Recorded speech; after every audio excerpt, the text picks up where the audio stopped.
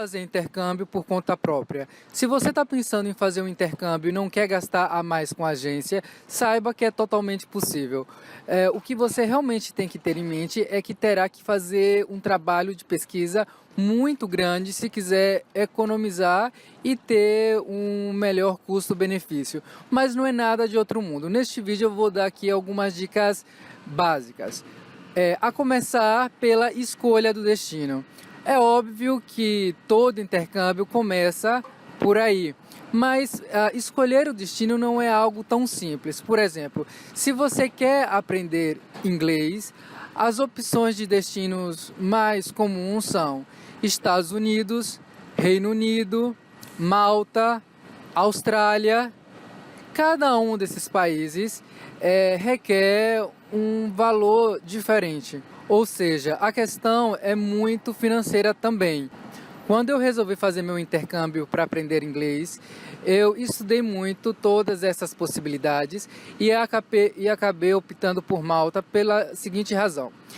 Os Estados Unidos exige visto, então aí tem toda uma burocracia que eu não estava afim de fazer, principalmente porque eu estava morando na Colômbia nessa época, então demoraria para eu fazer a entrevista no consulado americano e tem também os gastos, tem as taxas, então por isso eu já descartei de cara os Estados Unidos. O Reino Unido também descartei pela questão mesmo financeira, porque lá é libras.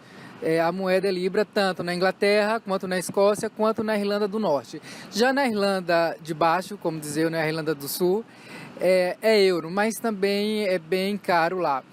E outra coisa que me fez desistir da Irlanda é que tem muito brasileiro.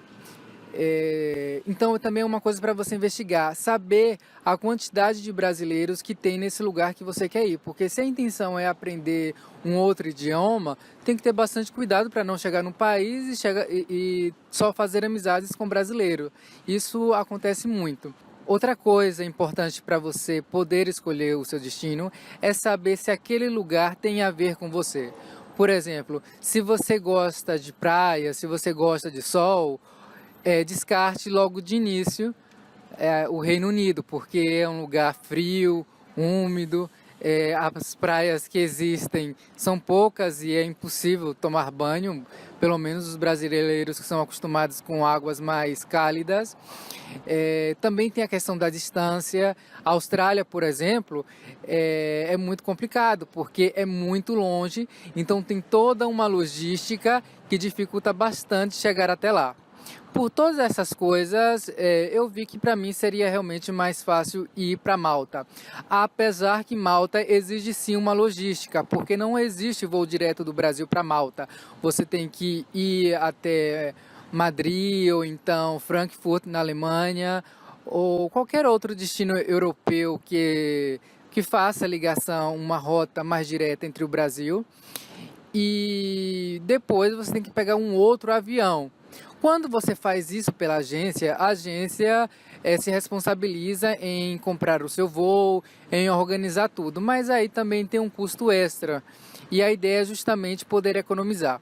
Por isso que eu digo, o segredo de todo intercâmbio por conta própria é mesmo a pesquisa. Falando um pouco para quem está pensando em fazer intercâmbio para aprender espanhol, os destinos mais comuns são a Espanha, a Argentina, o Chile, o Uruguai, a Colômbia, mais ou menos, são os principais. E bom, a diferença é mais ou menos como a quem está querendo aprender inglês.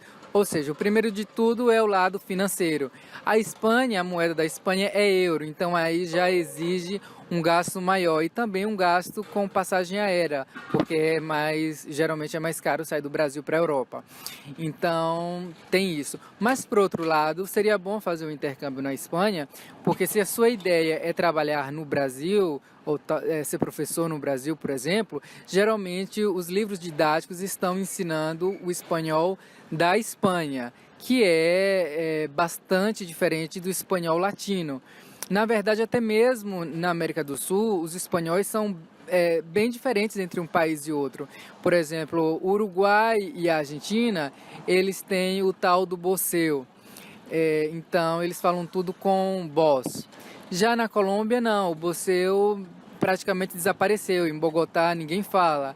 E no Chile, igual, não lembro de ninguém falar. Mas, em compensação, o Chile tem, assim, um espanhol com muitas gírias no dia a dia.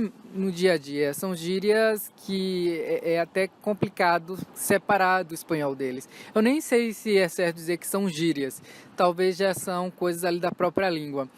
Já na Colômbia, eu gosto muito do espanhol da Colômbia. É um espanhol muito fácil e tem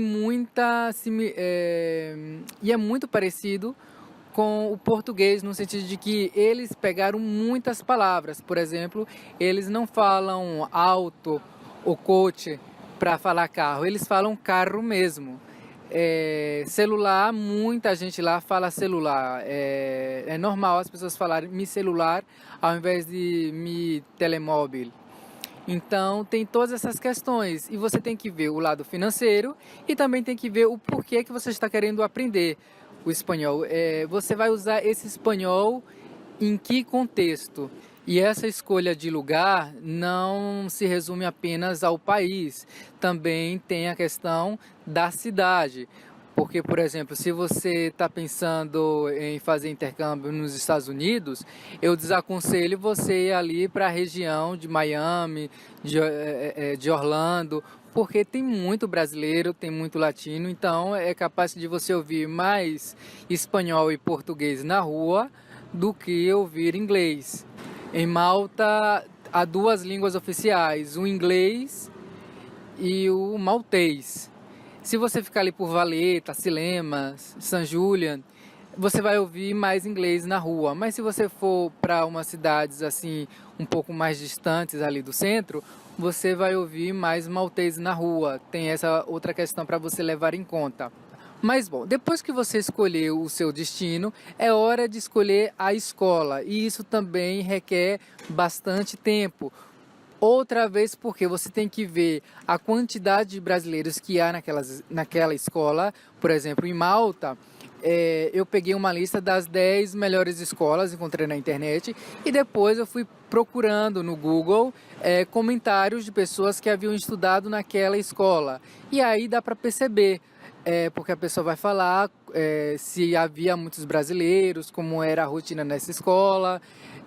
Em Malta, tem uma escola em San Julian que 60% é de brasileiro. E na Irlanda, então, tem escolas que 80% dos alunos são brasileiros. Então, realmente precisa olhar essa coisa da quantidade de brasileiros, porque senão você pode correr o risco de entrar numa sala e só ter gente do Brasil, e aí fica mais complicado de você conseguir aprender, não é? Imergir. Também tem uma outra questão no tema das escolas, que é o preço. Aquelas escolas de idioma que começa toda segunda-feira um curso diferente, né? Você pode chegar no domingo em um país e já começar a estudar na segunda-feira sem nem ter contratado a escola antes. Isso é totalmente possível. Mas essas escolas, elas têm um preço maior, porque ao fim daquela semana que você estudou, você já recebe o certificado. Então tudo isso faz com que o custo seja bastante elevado. Na Argentina, quando eu fiz um intercâmbio lá, eu estudei numa escola que não era assim, você não começava o curso em qualquer segunda-feira. Os cursos tinha previsão para começar, previsão para terminar, e acabou sendo bem mais barato do que essas escolas mais práticas, por assim dizer. Eu também aconselho você a olhar bastante a questão da infraestrutura da escola, porque não é porque a escola é famosa que necessariamente ela vai ser a melhor opção. Na Espanha, eu estudei numa escola bastante famosa chamada Enforex. Eu escolhi muito por conta da fama, mas assim, a infraestrutura do campus, da unidade ali de Sevilha, eu achei bem fraca, não é? Mas eu não me arrependi, e depois eu vou dizer porque não me arrependi de ter ficado nessa escola apesar disso. Bom, escolhido o destino, escolhido também a escola, chega a hora de saber onde é que você vai morar. E as opções são, você pode ficar num alojamento da escola. As escolas geralmente elas oferecem aos estudantes a opção de ficar num apartamento onde só estudam estudantes dessa escola. Isso é muito bom porque aí, se você ficar num apartamento em que tem só pessoas de outros países e que também estão aprendendo o inglês, a conversa entre vocês será em inglês tanto na sala de aula quanto fora da sala de aula. E isso realmente é muito bom porque faz a chamada imersão. Na escola que eu estudei em Malta, eu percebi gente que fez dessa maneira, não é? Que morava no próprio apartamento da escola e em 2 semanas a evolução deles era impressionante. Então é uma coisa muito boa. Outra opção é você ficar em casa de família. As escolas, elas também indicam as famílias, geralmente são famílias já vinculadas com a escola. E aí você fala mais ou menos qual é o tipo de família que você gostaria, se com filhos, se tem problema com animais, e aí a escola encontra a melhor casa para você. Mas também tem um custo maior se você fizer isso através da escola. Então você pode ir na internet e aí pesquisar por conta própria. Não indico fazer isso pelo Airbnb. O Airbnb logo no seu início era bem barato e dava realmente para fazer isso, ir para qualquer lugar do mundo e já reservar uma semana ou um mês. Hoje o Airbnb virou um negócio muito forte e então já não compensa tanto quanto antes. A dica para conseguir alojamento fora da agência, fora da escola e fora do Airbnb é procurar nos sites locais. São sites às vezes difíceis de encontrar, não é? Se você está procurando no Brasil, mas se você procurar sites de aluguel em tal cidade para intercâmbio, aí com certeza você vai encontrar algum blog mostrando esses sites.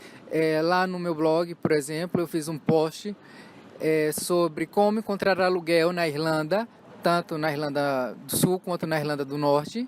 E lá eu coloco vários links de sites. Também tem um post que eu fiz em Malta para procurar aluguel. Eu vou deixar tudo linkado aí na descrição do vídeo, tanto se você estiver vendo no Facebook quanto se você estiver vendo no YouTube. Então é importante procurar esses sites locais. Vale ressaltar que intercâmbio não é uma questão apenas de aprender um novo idioma. Intercâmbio é uma experiência que eu acho que todo mundo deveria ter.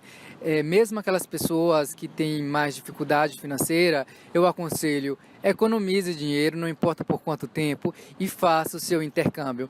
Porque o que você aprende lá não é apenas o idioma, você aprende tantas outras coisas que é preciso que eu faça um segundo vídeo para dizer tudo o que eu aprendi no intercâmbio e tudo que você também pode aprender. Acredite, fazer intercâmbio é um exercício de maturidade que vale realmente a pena fazer, vale realmente a pena investir. Então no próximo vídeo eu vou contar como é que foi o meu intercâmbio na Espanha, mais especificamente em Sevilha, e mostrar como é que esse intercâmbio mudou minha vida. Foi apenas um mês, mas se tornou um mês inesquecível. Provavelmente vai ser aquele mês que eu vou me lembrar pelo resto da minha vida. Então, para ver a segunda parte, eu peço que você se inscreva no nosso canal no YouTube. Se estiver vendo pelo Facebook, que você curta a nossa página, use por aí. Obrigado e até o próximo vídeo.